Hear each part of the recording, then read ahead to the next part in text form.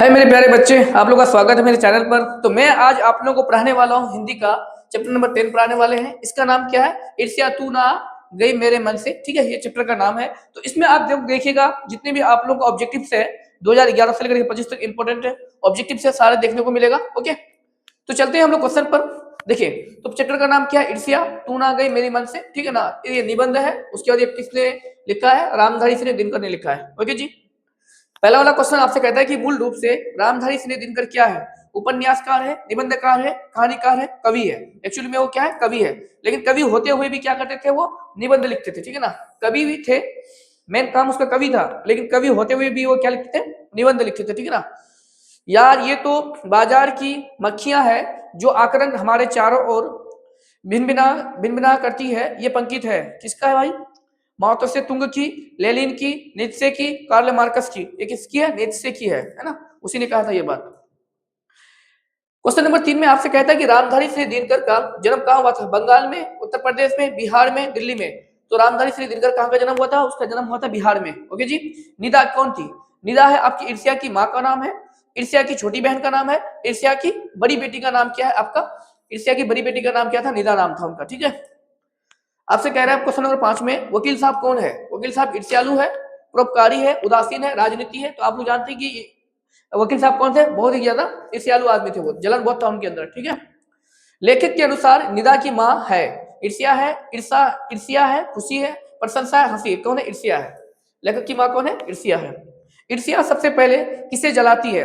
किसी के हृदय में उसका जन्म होता है, जिसके प्रति उसका जन्म होता है। ए और बी दोनों, इनमें से कोई नहीं। तो ईर्ष्या सबसे पहले किसको जलाती है? नंबर ए हो जाएगा। ठीक है, जिसके हृदय में उसका क्या होता है? जन्म होता है, उसी को सबसे पहले वो क्या करती है? जलाती है। ईर्ष्या तू ना गई मेरी मन से पाठ में वकील साहब के बगल में कौन रहता है? डॉक्टर, शिक्षक, बीमा एजेंट, फौजी। तो बीमा एजेंट होता है उसके बगल में। ठीक है जी। रामधारी सिंह दिनकर के किस निबंध में जीवन के रोजमर्रा के व्यवहार पर टिप्पणी की है? तो कह रहा है कि रामधारी जो दिनकर है किसके निबंध में जीवन के रोजमर्रा के व्यवहार पर टिप्पणी की है? अशोक का शस्त्र त्याग, कर्मशिला, ईर्ष्या तू ना गई मेरी मन से, इसी में लिखा हुआ है ना, इसी में टिप्पणी किया है। वो टिप्पणी करने का मतलब कमेंट करना। ईर्ष्या को क्या कहा गया है? प्रतिष्ठा, अभिशाप, प्रशंसा, अनोखा वरदान। क्या कहा गया उसको? अनोखा वरदान कहा गया। ठीक है, दिनकर किस रचनाकार के नाम से जुड़ा जाता है? गोपाल सिंह नेपाली, रामधारी सिंह। किसे? रामधारी सिंह दिनकर से। ठीक है जी। आगे वाला क्वेश्चन आपसे कहता है कि हमें नहीं होना चाहिए, क्या नहीं होना चाहिए? दयालु, कमाऊ, ईर्ष्यालु। हमें ईर्ष्यालु नहीं होनी चाहिए। ठीक है, हमें क्या नहीं होना चाहिए? ईर्ष्यालु नहीं होना चाहिए। चिंता को लोग क्या कहते हैं? देखिए क्वेश्चन बहुत बार पूछा है ना। चिता, सजा, खटिया, पगलंग। क्या करता है? चिता कहा जाता है। चिंता को लोग क्या कहता है? चिता। किसके विभव की वृद्धि से वकील साहब का कलेजा जलता था? डॉक्टर के, ठेकेदार के, सिपाही, बीमा एजेंट के। किससे? बीमा एजेंट। उनके बगल में कौन थे? बीमा एजेंट थे। उन्हीं का कारण देकर के वो डॉक्टर साहब जलते थे। ठीक है ना, और कहते थे कि जितना उन लोगों को उससे ज्यादा क्या होना चाहिए? मुझे होना चाहिए, वो सारा चीज मेरे पास होना चाहिए। ईर्ष्या का संबंध किससे? देखिए कितना बार क्वेश्चन पूछ चुका है ना। प्रेम से, हर्ष से, प्रगति से, प्रतिद्वंदता से। प्रतिद्वंद का मतलब क्या होता है? कंपटीशन, जिसको हम लोग हिंदी में क्या बोलते हैं? कंपटीशन। उसी को हिंदी में क्या होता है? प्रतिद्वंदता कहा जाता है। ठीक है, सही संतुलित जीवन के लिए प्रति एक दृष्टिकोण विकसित करने की सीख है ईर्ष्या तू ना गई मेरी मन से, इसी में है भैया, इसी में लिखा हुआ है बारी। ठीक है, ऑप्शन कौन सा हो जाएगा? ए हो जाएगा। बाजार की मक्खियां को चोर करके एकांत की ओर भागे, ये किसने कहा है? दयानंद ने, नीतीश, किसने कहा था? नीतीश ने कहा है। किसने कहा है? नीतीश ने। ओके जी।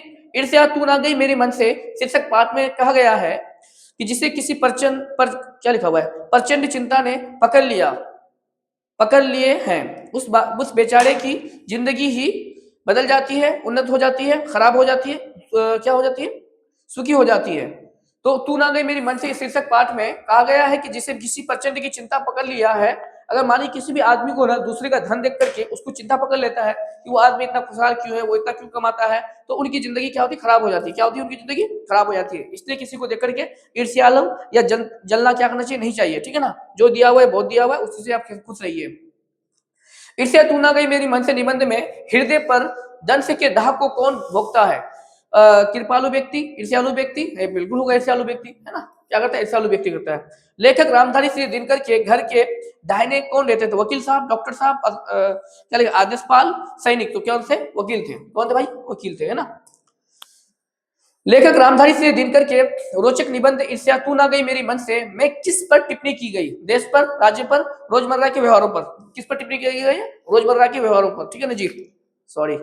काश एजेंट की मोटर उसकी मासिक आय और उसकी तरफ भरक भी मेरी होती, इस चिंता को कौन भुने जा रहे थे? वकील साहब के पति, वकील साहब का बेटा, वकील साहब की बेटी, वकील साहब खुद, है ना। वकील साहब को खुद उन लोगों को दूसरे का देखकर ये क्या था, जलन था, है ना। किसके घर के सामने एक वकील रहते थे? लेखक प्रेमचंद के सामने में, लेखक रामधारी सिंह दिनकर के सामने में, है ना। ये लेखक है उनका। ईर्ष्या का संबंध प्रतिद्वंदी से होता है, क्योंकि क्या लिखा हुआ है? क्योंकि भीखमंगा करोड़पति से ईर्ष्या नहीं करता। ये पंक्ति किस शीर्षक पाठ से है? ये शीर्षक आप लोग का है ना, ईर्ष्या तू ना गई मेरी मन से, इसी पाठ से है। ईर्ष्या तू ना गई मेरी मन से रचयिता कौन है? देखिए कितना बड़े क्वेश्चन आ चुका है, बताइए तो। बहुत बड़े क्वेश्चन, बहुत इंपोर्टेंट क्वेश्चन है, ठीक है। रामधारी सिंह दिनकर कौन है भाई? रामधारी सिंह दिनकर है, ओके जी। ईर्ष्यालु व्यक्ति आनंद नहीं उठा पाता जो दूसरे के पास हो, जो उसके पास मौजूद हो। जो उसके पास मौजूद होते हुए भी वो क्या करते हैं? दूसरे की चीजों पे नजर रखते हैं, तो वो अपने आप पे कभी भी खुश नहीं रह सकते, ठीक है। जो व्यक्ति ईर्ष्यालु होते हैं वो क्या होता है? प्रशंसक होता है, विचारक होता है, निंदक होता है, प्रचारक, निंदक होता है। क्या होता है वो? निंदक होता है। मनुष्य के मौलिक गुणों को कौन कंठित कर डालती है? प्रेम, ईर्ष्या। ईर्ष्या ईर्ष्या क्या कर देती है? मौलिक गुणों को क्या कर देती है? खत्म कर देती है, अंदर अंदर कूट देती है पकड़ के, है ना। ह्रास शब्द का अर्थ क्या होता है? गिरावट, गतिशील। ह्रास का मतलब होता है कम होना या गिरावट होना, ठीक है। ऑप्शन ए हो जाएगा। कैसे मनुष्य समाज की दया के पात्र? कैसे मनुष्य समाज की दया के निकम्मा? चिंता दुख के मनुष्य, कौन सा? चिंता दुख के मनुष्य क्या है? समाज के लिए वो क्या है? पात्र है एक। आगे वाला क्वेश्चन क्या है? ईर्ष्या की बड़ी बेटी का नाम क्या है? तो निदा नाम था भाई। क्या नाम था उनका? निदा नाम था। नेपोलियन भी स्पर्धा करता था। नेपोलियन, स्पर्धा का मतलब क्या होता है? कंपटीशन करना, है ना। किससे? रसेल से, मोदी से, सीजर से, इमरान से। किससे? सीजर से। ऑप्शन ये भी बहुत इंपॉर्टेंट क्वेश्चन है, ठीक है। सीजर से याद रखिएगा एक बात, ठीक है। आगे वाला क्वेश्चन क्या कहता है आपसे? तुम्हारी निदा वही करेगा जिसकी तुमने भलाई की हो। वो ये पंक्ति किसका है आपका? है ना, दिनकर का। किसका है? दिनकर। रामधारी सिंह दिनकर का है। ईर्ष्या तू ना गई मेरी मन से साहित्य की कौन सी विधा है? कहानी, रेखाचित्र, निबंध। कौन है? निबंध है आपका, ओके जी। तू ना गई मेरी मन से क्या है? निबंध है। लेखक रामधारी सिंह दिनकर के अनुसार कौन सबसे पहले उसी को जलाती है जिसके हृदय में उसका जन्म होता है? ईर्ष्या। कौन? ईर्ष्या। ईर्ष्या तू ना गई मेरी मन से शीर्षक पाठ में सीजर किसके स्पर्धा करता है, मतलब कंपटीशन करता है? हरल्यूक से, सिकंदर से, नेपोलियन से। किससे करता है वो? नेपोलियन से करता है, ओके जी। ऑप्शन सी हो जाएगा। आपसे कह रहा है कि ध्येय, ध्येय शब्द का अर्थ क्या होता है? वरदान होता है, तंग होता है, लक्ष्य होता है, ऊंचा। तो ध्येय शब्द का अर्थ होता है आपका लक्ष्य। ध्येय का अर्थ क्या होता है आपका? लक्ष्य। ऑप्शन कौन सा हो जाएगा आपका? सी हो जाएगा, ठीक है। व्यापी, व्यापी शब्द का अर्थ क्या होता है? सिमटना, फैलाव, बिखरना या उड़ान। तो व्यापी शब्द का अर्थ क्या होता है आपका? फैलाव होता है, ओके जी। तो आज के लिए इतना ही। अब हम लोग मिलते हैं नेक्स्ट वीडियो के साथ। आप लोग प्लीज मेरे चैनल को लाइक सब्सक्राइब कर दीजिएगा, साथ में शेयर कर दीजिएगा।